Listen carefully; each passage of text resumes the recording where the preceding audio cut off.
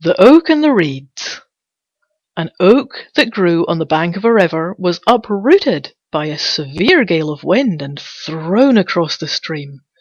It fell among some reeds growing by the water, and said to them, "How is it that you, who are so frail and slender, have managed to weather the storm, whereas I, with all my strength, have been torn up by the roots and hurled into the river?"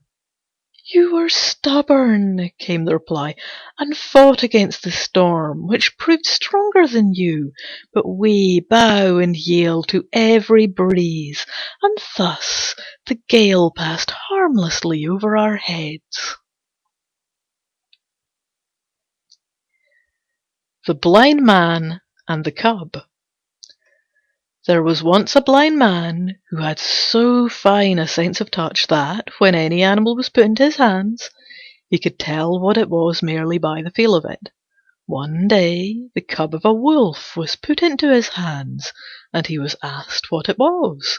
He felt it for some time, and then said, "Indeed, I am not sure whether it is a wolf's cub or a fox's, but this I know. It would never do to trust in a sheepfold." The moral of this story is, evil tendencies are early shown. The Boy and the Snails. A farmer's boy went looking for snails, and, when he had picked up both his hands full, he set about making a fire at which to roast them, for he meant to eat them. When it got well alight, and the snails began to feel the heat, they gradually withdrew more and more into their shells with the hissing noise they always make when they do so. When the boy heard it, he said, "You abandoned creatures, how can you find heart to whistle when your houses are burning?"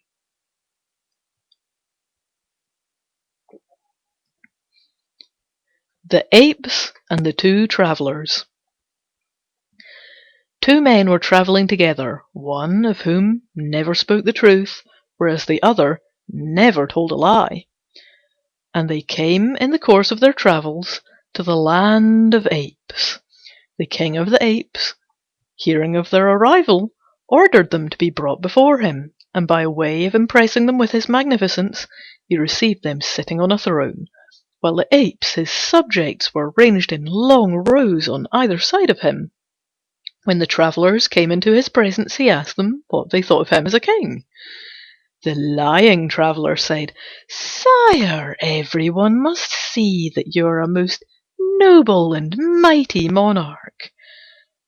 "And what do you think of my subjects?" continued the king. "They," said the traveller, "are in every way worthy of their royal master." The ape was so delighted with his answer that he gave him a very handsome present. The other traveller thought that if his companion was rewarded so splendidly for telling a lie, he himself would certainly receive a still greater reward for telling the truth. So, when the ape turned to him and said, "And what, sir, is your opinion?" he replied, "I think you are a very fine ape, and all of your subjects are fine apes too." The king of the apes was so enraged at his reply that he ordered him to be taken away and clawed to death.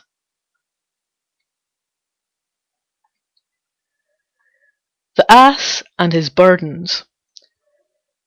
A pedlar who owned an ass one day bought a quantity of salt and loaded up his beast with as much as he could bear. On the way home the ass stumbled as he was crossing a stream and fell into the water. The salt got thoroughly wetted and much of it melted and drained away, so that when he got on his legs again, the ass found his load had become much less heavy. His master, however, drove him back to town and bought more salt, which he added to what remained in the panniers, and started again. No sooner had they reached a stream than the ass lay down in it, and rose, as before, with a much lighter load. But his master detected the trick, and turning back once more, bought a large number of sponges, and piled them on the back of the ass. When they came to the stream, the ass again lay down, But this time, as the sponges soaked up large quantities of water, he found when he got up on his legs that he had a bigger burden to carry than ever. The moral here is, you may play a good card once too often.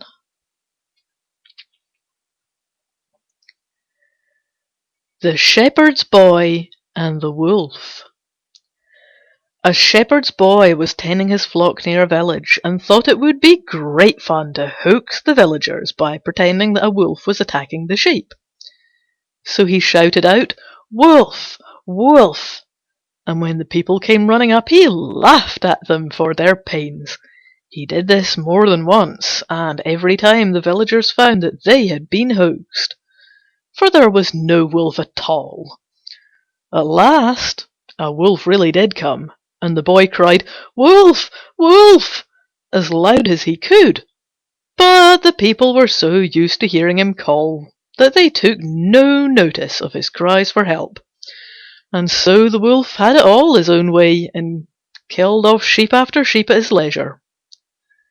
And the moral of this story is, you cannot believe a liar, even when he tells the truth. The Fox and the Goat. A fox fell into a well and was unable to get out again. By and by a thirsty goat came by, and seeing the fox in the well, asked him if the water was good. "Good?" said the fox. "It's the best water I ever tasted in all my life.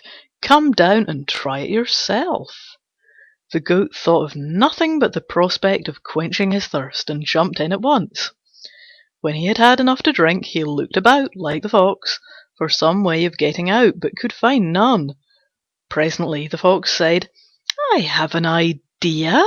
You stand on your hind legs and plant your forelegs firmly against the side of the well, and then I'll climb onto your back, and from there, by stepping on your horns, I can get out, and when I'm out, I'll help you out too." The goat did as he was requested, and the fox climbed onto his back and so out of the well, and then he coolly walked away.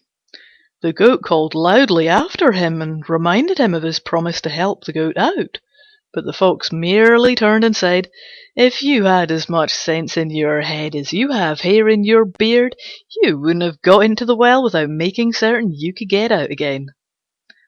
Moral of this story being, look before you leap.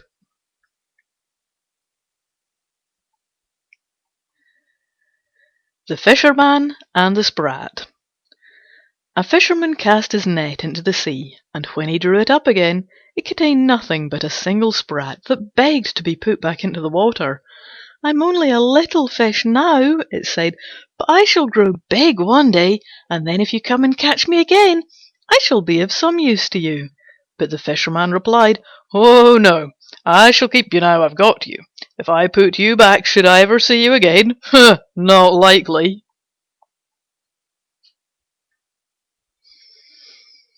The Boasting Traveller. A man once went abroad on his travels, and when he came home he had wonderful tales to tell of the things he had done in foreign countries. Among other things, he said he had taken part in a jumping match at Rhodes, and had done a wonderful jump which no one could beat. "Oh, just go to Rhodes and ask them," he said. "Everyone will tell you it's true." But one of those who were listening said, "If you can jump as well as all that, we needn't go to Rhodes to prove it. Let's just imagine this is Rhodes for a minute. And now, jump!" The moral of the story being, these are what matters, not words.